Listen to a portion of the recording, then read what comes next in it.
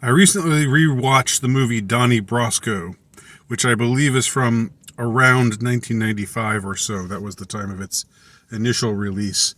And I haven't seen the movie. I hadn't seen the movie since the time of its initial release until a couple of nights ago. And I wanted to just share a few things about it that I thought were interesting upon a second viewing many, many years later. Well, first of all, this is a really good movie. It's really well worth watching. The dialogue is great. The acting is great. It's one of Johnny Depp's more restrained performances. He's going against the acting up a storm, eating up the scenery kind of persona, like the Captain Jack Sparrow type of thing. And he's just very restrained. he's sort of, just a kind of a guy who takes everything in and doesn't have that much to say, but who's really good at sort of insinuating himself quietly into other people's conversations, and that's why he's so good at his job. And what he does is he's an undercover agent, and he's trying to bust this mafia drug ring that's being run out of Brooklyn and out of Little Italy. I believe this is all based on a true story as well. So it's an interesting performance by Depp. Interesting in the sense that he's like a very not out in front, doing showy stuff. He's restrained. He's stoic. And Al Pacino, on the other hand, is interesting casting wise in this movie, because most of the time when we see Pacino in some cop or some mob type movie, well, I mean, like the Godfather movies, for example, is the biggest example, or the most the one that you summon most readily to mind, but also as Scarface, as Tony Montana in Scarface, he's usually somebody who's like a big time mover and shaker within the mob. This guy is sort of a middle management type. The character that he plays is this middle-aged guy. He's getting on in age, and he's disgruntled. He feels like he's been passed up. Other guys are becoming made, as they say in mob culture, and he's just just a henchman, and so he becomes very close to the character that's being played by Depp, the undercover character that Depp is playing in this movie, and sort of takes him under his wing, and it's another interesting thing about mob movies, or about undercover cops and spies, is all that sort of moral ambiguity, where you're doing something for some ostensible greater good, but what you do along the way is you befriend people, you pretend to be loyal to people who you will eventually betray. Again, the betrayal is seen to be for the greater good, that your side will win, that the law will prevail over lawlessness, or what have you. And as you know, I'm a functional anarchist right now, but I understand how it works. I understand the notion of it all. Now, some interesting things about this movie. The phrase "forget about it." Maybe you've heard that phrase. This is just this kind of New York, northeastern tough guy way of talking. Forget about it. This is the movie that, I don't know if this is the movie that created that phrase, or if it just is the movie that popularized it. But it's very interesting how the term "forget about it," which is You can all be written out as one word the way that they say it. It all just runs together. In one scene, Johnny Depp's FBI contact asks him, "What's this forget about it thing?" And Depp says something like, "Well, it can mean anything. It all depends entirely on the context. It can be a friendly thing to say. It can be a hostile thing to say. It can indicate agreement. It can indicate disagreement. It's just entirely how it is used. It's all dependent on how it is used. And so, it's a sort of linguistic anomaly in that sense. Another interesting phrase that keeps coming up a few times is "that ain't even the question," and that's something that gets said when one character asks another character something, and the other character says back, replies, "That ain't even the question." Like, that's not really the point. The real question is something unrelated to or only tangentially related to the question that you asked. Now, that I don't remember the phrase "that ain't even the question," becoming the kind of cultural phenomenon that "forget about it" became. And it's not mentioned as much, but it's still an interesting line of dialogue, as far as the way these guys talk to each other, the lingua franca of this subculture.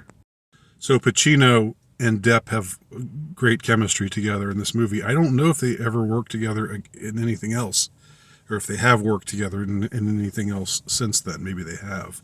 I'm just not thinking of it. But they're very good together as a duo. And a far less interesting subplot is Depp's relationship with his wife, his sort of semi-estranged wife, because while Depp's character is off doing all this undercover stuff, the truth is he's married and has 3 kids, and his family doesn't see him very much, and that's created some difficulties in his marriage relationship. Now, here's a couple other things that I think are really interesting in retrospect. Who should turn out to be the wife of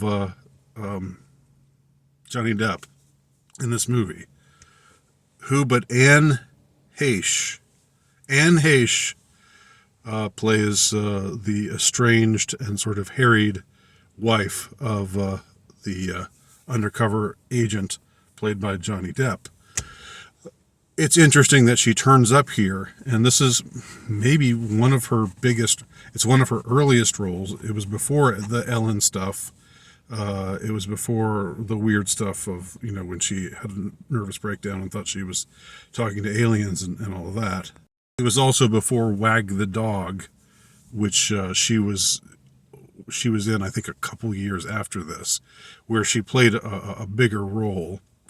But it's simply interesting to see her in this movie, and for a couple of reasons. I mean, just I find the story of her demise still, just incredibly nightmarishly disturbing, and I,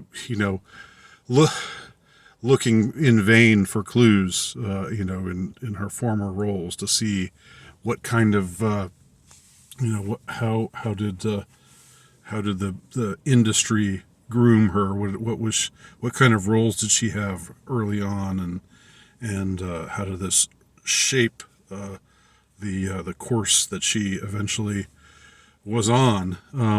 Which included a lesbian relationship with Ellen DeGeneres. That was the only relationship she ever had with a woman, other than that, totally heterosexual.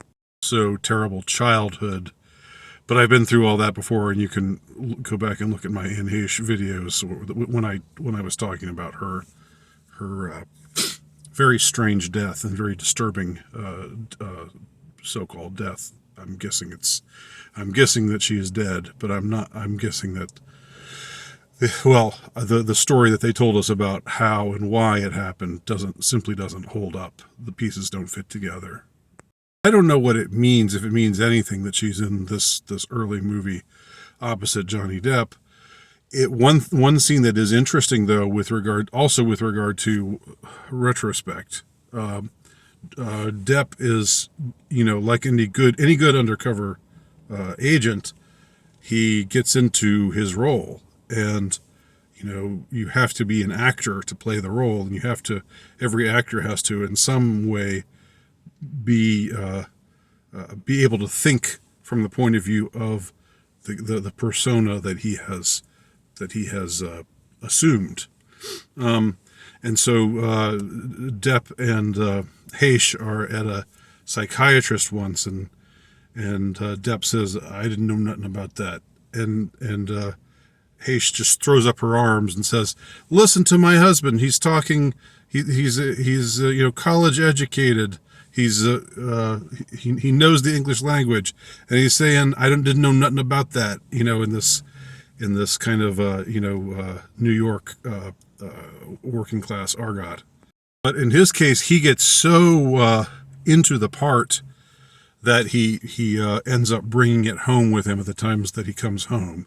And so, he's still got that angry kind of edge to him. And in one scene near the end, he actually slaps her hard across the face. It's a rather shocking scene. It's not a scene that, in today's, in the scenario of today, if we ever saw a man slapping his wife across the face like Depp does in this movie, it would be like, oh, he's bad now. He's totally bad now.